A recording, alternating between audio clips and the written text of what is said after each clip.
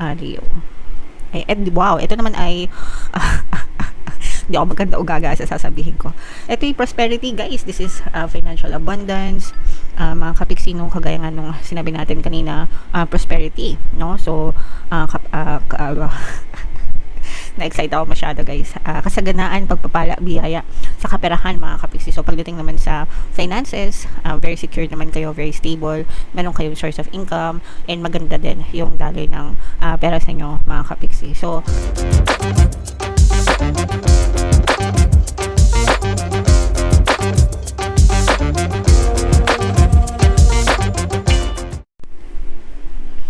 hello guys, hello Leo, welcome back to Pinay Pixie Tarot. Ang pamagat ng episode natin for tonight is monthly check-in para ngayong March, guys, para sa Leo, Sun, Moon, Rising Sign, and Venus. If in case, guys, na hindi kayo naka-resonate dun sa ating monthly horoscope for Leo, pwede nyo panoorin itong video na to.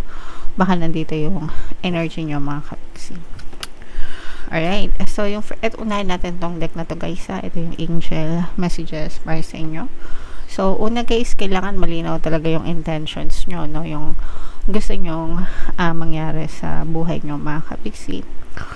Be clear about your desire and focus upon it with unwavering faith, mga kapiksi. The more na mas nagpo-focus kayo sa mga intentions nyo, the more na alam nyo yung intentions nyo and nagpo-focus kayo sa intentions nyo, guys, the more na nabubuhos din yung energy nyo doon. And kapag nabubuhos or nakafocus yung energy nyo doon, mas mabilis siyang nagmamanifest sa buhay nyo, mga kapiksi. Okay? So, yun yung first step, guys. Kailangan alam nyo yung intentions nyo, yung mga gusto nyo, and you have to focus upon it, and you just have to isipin siya lang paulit-ulit sa isip nyo hanggang sa tuloyin siyang ma-attract sa buhay nyo, mga kapiksi. Okay?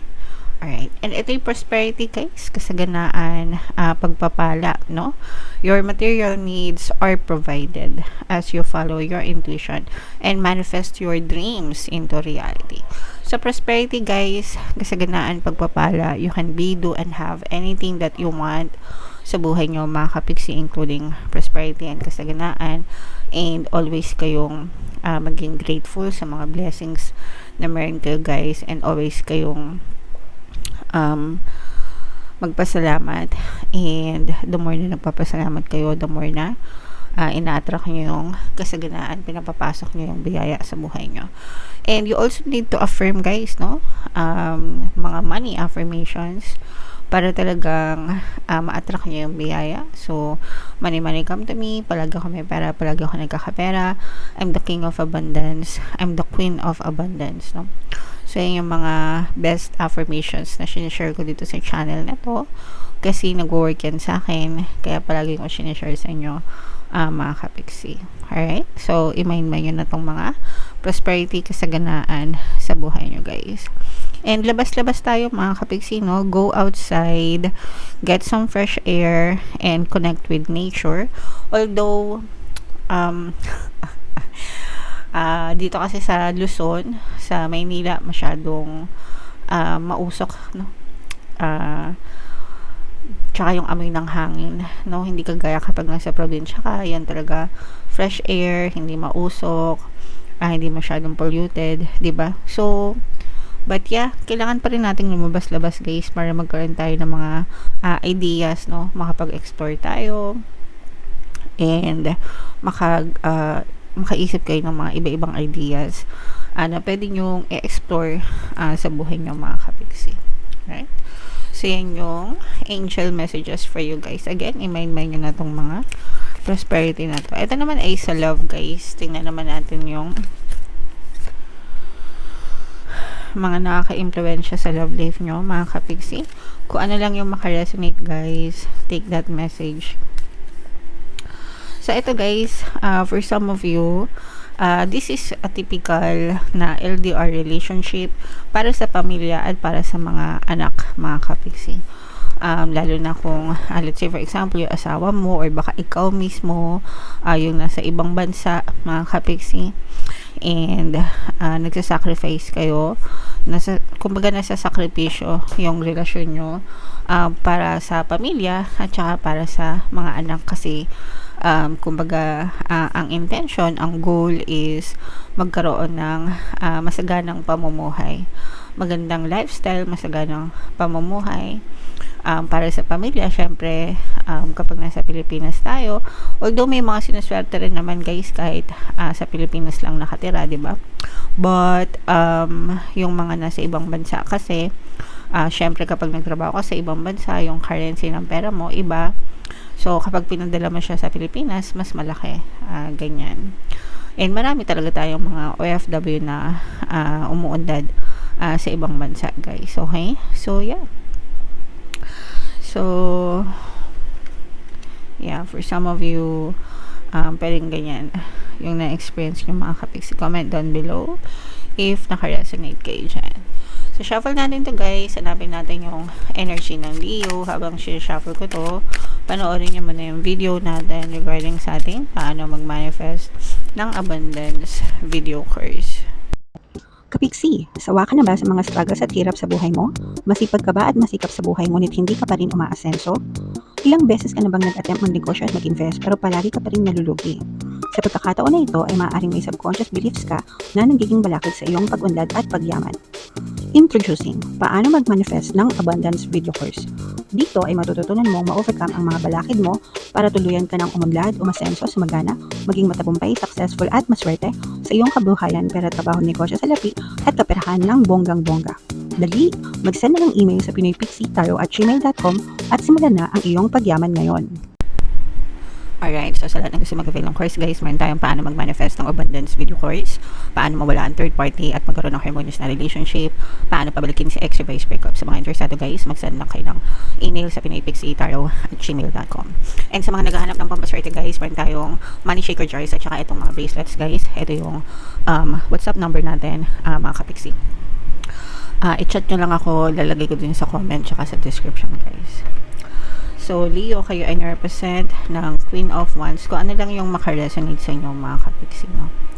So, for some of you guys, medyo meron kayong matinding pinagdadaanan or pinagdaanan na parang naipon sa dibdib nyo mga kapiksi, no? Yung iba sa inyo parang feeling nyo ang dami nyo tinik sa dibdib, marami kayong mga kinikim-kim sa puso nyo guys. So, ito, kailangan nyo itong i-let go, kailangan nyo itong i-release mga kapiksi, kasi for some of you, pwedeng nagpapahirap ito sa inyo and maaari itong nagiging cause ng mga balakid nyo, no? Sabi ko naman sa inyo guys, if meron kayong mga emotional blockages, maaaring yan yung dahilan kung bakit hindi kayo sumasagana, kung bakit hindi kayo masaya, and sometimes nagkukos din yan ng sakit, karamdaman. So, if meron kayong mga negative emotions or kinikimkim sa puso nyo guys, you have to release them and let them go para maging mapayapa yung inyong buhay mga kapiksi. And meron din kayong mga kailangan pagdesisyonan ngayong buwan, no? Especially pagdating sa kaperahan or sa pagkakakitaan mga kapiksi. Parang especially like for example, tinitimbang nyo kung magre-resign na ba kayo or lilipat ba kayo ng trabaho, o kaya naman magwo-work pa ba kayo or mag-freelancing na lang kayo, or magwo-work pa ba kayo or magne-negosyo na lang kayo. Yung mga ganun guys. So, depende, iba-iba kayo ng sitwasyon guys. So, kung timbangin yung mabuti guys and kung ano yung feel nyo na mas masaya para sa inyo na gawin, doon kayo mag-focus mga kapiksi.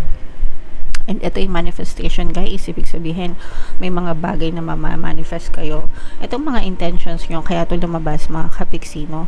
Kasi nire-remind kayo ng mga angel guides nyo na mag-focus kayo sa mga desires nyo, kasi malamang sa malamang na magma-manifest talaga yan basta mag-focus kayo guys. So malakas yung energy ng manifestation sa inyo ngayong buwan na to guys, kaya make sure talaga na mag-focus kayo mga kapiksi.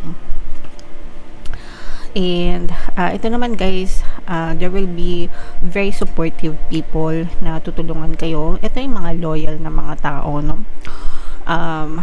Kumbaga makikilala mo kung sino yung mga taong loyal sa'yo, kung sino yung mga taong kahit anong mangyari, hindi ka iiwan mga kapiksi. And for some of you, maaring meron ding mag-reconnect sa inyo, somebody na babalik from your past, and maaring magparamdam, no? So, pwede rin silang makatulong sa inyo. Pero meron silang purpose, no? Parang meron silang purpose or meron silang mission. Kaya sila nagpaparamdam sa inyo ulit, no? So, ganon, guys. Wow, eto naman, guys, no? Ibig sabihin nito, parang naghahanap kayo ng perfect timing para sa mga action nyo, sa pagkilos nyo. Pero, perfect timing, guys, when it comes to perfect timing, the perfect timing was yesterday, and the next perfect timing is today, kung na-miss mo yung kahapon, no? So, every day, palagi kayong binibigyan ng chance ni universe na kumilos. That's your timing. So, yeah, kilos lang ng kilos mga kapiksi. There's no such thing as perfect timing. Parang ganun na yung message sa inyo. So, you just have to act, mga kapiksi. And mag-ingat din kayo, guys, kasi parang feeling ko merong nag-i-stalk sa inyo. Parang mga evil eye, mga hindi magandang inggit, yan. Parang may mga naiinggit sa inyo, mga kapiksi. So, you have to protect yourself as well. And be humble, guys, no? Matuto kayo maging humble, mga kapiksi. And matutong magpakumbaba at all times, kahit ano pa yung mga achievement na ma-receive mo sa buhay mo. Alright? And then, eto naman, guys, no? For some of you, hindi maiwasan na may mga bagay na nagpapastress sa inyo. Eto nga, guys, yung sinabi natin. For some of you kasi, diba, meron pa kayong mga tinek sa dibdib, mga kapiksi, and for some of you, hindi maiwasan na nai-stress kayo dito sa mga problema na to, sa mga tinek na to, mga kapiksi, and sometimes parang nagkukos yan ng panic, ng stress, lalo na kapag palagi nyong iniisip. Kaya nga sabi ko sa inyo kanina, you have to learn to let go, release this, kasi ito yung negative energy, mga kapiksi, no? Dito mapapaiksi ang buhay nyo, guys, no? Kasi hindi siya maganda, no? Hindi maganda. So, mag-cleanse, tulungan nyo yung sarili nyo, guys, para maka-move on kayo, maka-recover. And para hindi na mas malaking damage yung ma-experience nyo dahil dyan sa mga negative experiences nyo na yan, Leo. Wow, ito naman ay hindi ako magkanda o gaga sa sasabihin ko. Ito yung prosperity, guys. This is financial abundance, mga kapiksi, kagaya nga nung sinabi natin kanina, prosperity, no? So, na-excite ako masyado, guys. Kasaganaan, pagpapala, biyaya sa kaperahan, mga kapiksi. So, pagdating naman sa finances, very secure naman kayo, very stable, meron kayong source of income, and maganda din yung daloy ng pera sa inyo, mga kapiksi. So, again, no, simula pa lang kanina, pagsimula pa lang ng reading natin, prosperity agad talaga yung energy nyo. So, mananagana talaga kayo sa pera, mga kapiksi. Angel number 1010, guys, i-check nyo yung ibig sabihin yan, at saka angel number 999, mga kapiksi. So, ito naman, guys, magkakaroon din kayo ng peace of mind as long as i-release nyo itong mga tension na to sa inyong puso, sa inyong isipan, no? So, you have to protect your peace of mind, mga kapiksi. Magiging okay din ang lahat para sa inyo, guys. Pero, you have to help yourself, mga kapiksi. Right? Okay, so yeah. Comment down below, guys, if feeling nyo naka-resonate kayo dyan.